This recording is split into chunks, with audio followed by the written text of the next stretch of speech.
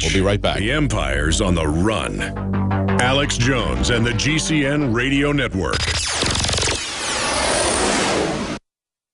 Alex Jones here to tell you about how you can help spread liberty worldwide while also enjoying what I have found to be the best tasting 100% organic coffee on the planet. For more than a decade, my favorite coffee has come from the high mountains of southern Mexico, where the Chiapas farmers grow their unique shade-grown Arabica beans. We have now managed to secure these sought-after beans in a highly customized blend. Discover and try a bag of the Patriot Blend 100% organic coffee at InfoWarsLife.com. This coffee gives you a long, smooth pick-me-up for hours without the headaches and heartburn that so many other coffees give me personally. Hands down, this is my favorite coffee, and it's taken us years to secure connections directly to the Chiapas Mexican farmers. Drop by the site today, order a bag or two, and I don't think you're going to be disappointed. Available in original or with our Immune Support Infusion Blend. You will be supporting a free press, all the while enjoying a truly great-tasting cup of my favorite coffee. Available at InfoWarsLife.com.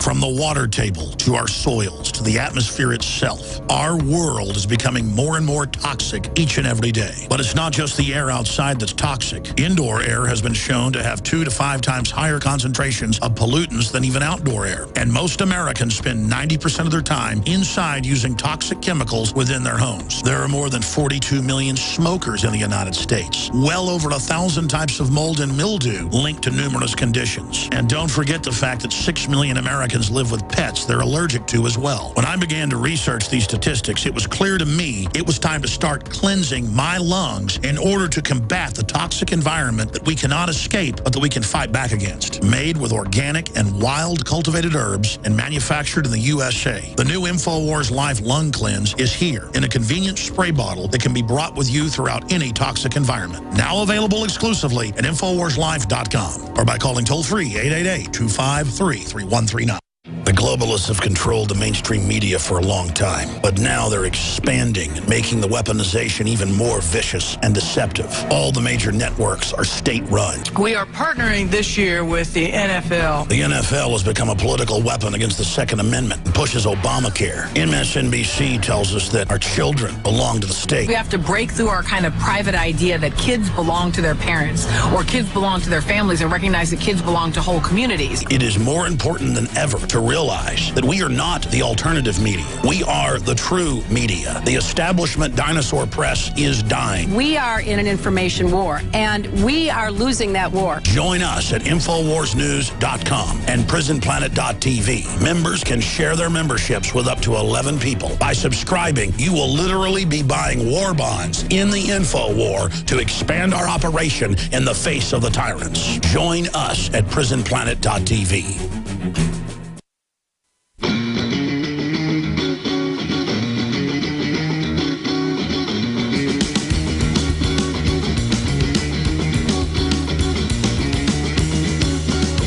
We now take you live to the Central Texas Command Center and the heart of the resistance. Welcome back to the Alex Jones Show. I'm David Knight, and I have Paul Joseph Watson from London on the phone, one of our staff writers here. And Paul wrote several key stories in the last couple of days about what's going on in the press. Now, we've had this story that he wrote yesterday, Harry Reid calling Cliven Bundy supporters domestic terrorists. And then the story that broke this morning that he wrote, White House counterterrorism chief says that confrontational children could be terrorists. So parents, watch out for them. This is, as Alex just said in his report, this is social engineering for the police state. Paul, welcome. Hi, David. This is pretty amazing. They're really stepping this rhetoric up. And, you know, these were peaceful people protesting the police state. And they're the ones now, the media is spinning this, as well as the government trying to talk about how these people were threatening the government. The government had been threatening and attacking people all week. It was the government that was threatening us the entire time we were standing there. And as people were gradually milling forward, they were threatening to shoot. They actually, a Fox News reporter tried to get closer because he was having trouble hearing. He wanted to interview somebody up there. He was walking forward saying, Fox News, lifting up his shirt, stopping, and they waved him off. They wouldn't let him come by. They were the ones who were threatening people. They were threatening reporters as well as anyone who was in the area. Well, first off, David, I'd like to commend you on the excellent coverage. I was watching the stream last weekend at the Bundy Ranch, and obviously we received a ton of positive messages, so kudos to you on that coverage. And Josh was there with me, too. He was filming as well. So, and Josh is going to be going to Boston with Jakari Jackson to see what police state measures they're doing there, because that is, I think, one of the most important elements. There's so many elements about this. There's Agenda 21, there's the political corruption and everything, but this police state issue is now the one that is bubbling up to the top, isn't it, Paul? Exactly, and the article today, which ties into all this, is White House counter-terror chief says confrontational children could be terrorists, and this is Lisa Monaco, who is Obama's chief Homeland Security and counter-terror advisor. She came out in a speech on Tuesday night and followed it up in subsequent press appearances and said, quote, "What kinds of behaviors are we talking about? For the most part, they're not related directly to plotting attacks. They're more subtle. For instance, parents might see sudden personality changes in their children at home becoming confrontational." So she's actually talking about the radicalization of children into becoming terrorists, and the behavior that denotes that possibility is children becoming confrontational with their own parents. What child, what teenager isn't at some point confrontational with their parents? That's right. So as I extrapolated out in this article, again, the term terrorism, the term domestic terrorism, as used by Harry Reid yesterday, it's clearly lost all meaning because it's been so overused as this tool to demonize political activism that it's become completely meaningless altogether. And you can see that they're now engaging in this program, which Alex has talked about on the video you just played. It's a mass reclassification of deviant behavior. It's about behavioral control, because they're trying to define any political activism or any mere belief that's adversarial to the state. They're characterizing it as radical and dangerous. So it's the fear-driven implementation of thought crime. Yes. You know, they're not doing it because necessarily they plan to go out and round up and arrest millions of libertarians or constitutionalists. They're doing it to dissuade people on the outside from becoming interested in these kind of ideas in the first place. So it's for self-censorship. Preemptive. Yeah, self-censorship as well as perhaps some drugs. You know, they've already got a condition that they created just a couple of years ago called ODD. You know, I'm sure they started with that acronym. They say if you have oppositional defiant disorder, right? And that's what it looks like they're talking about. They're trying to set this up. Are they going to do something maybe like they did with ADD and drugging all the boys in school with Ritalin, because it's almost entirely boys that they give Ritalin to? Exactly. The legacy for that, of course, is the former Soviet Union, yes, where they had these psychushkas, these mental hospitals, which were used by the state as prisons in order to intern political dissidents. And in fact, a Soviet psychiatry expert at the institute at the time said that it was about ideas about a struggle for truth and justice are formed by personalities with a paranoid structure. So they were classifying adversarial ideas against the state as a form of psychosis. And then in 2009, Psychology Today came out with an article which viciously attacked us, which basically said the same thing, that this oppositional defiant disorder was manifesting itself in the political arena. People who were suspicious of the state could have a form of psychosis. And then, of course, at the same time, you had leaked Homeland Security reports saying people reverent of individual liberty. They weren't even talking about being a part of a political party or supporting a candidate. Merely being reverent of individual liberty was a characterization, a sign of potential terrorism. So it shifted from the psychiatric arena, declaring people who have anti-statist ideas as being potentially mentally ill. And now they've shifted it into the political battlefield, saying, you know, we're all right-wing extremist radicals who want violence. So much for the idea of the loyal opposition, right? Just give those people the blue pill and tell them to shut up, or we'll commit them to an institution. It's absolutely chilling, and its legacy is in the most draconian totalitarian states throughout history. Yes. But now, of course, as you said, the whole push is about Bundy supporters being violent. And yet the only violence during that whole standoff over the course of the past couple of weeks was carried out by the BLM feds when they tasered Bundy family members, when they assaulted pregnant women and cancer victims during that early standoff before the main one.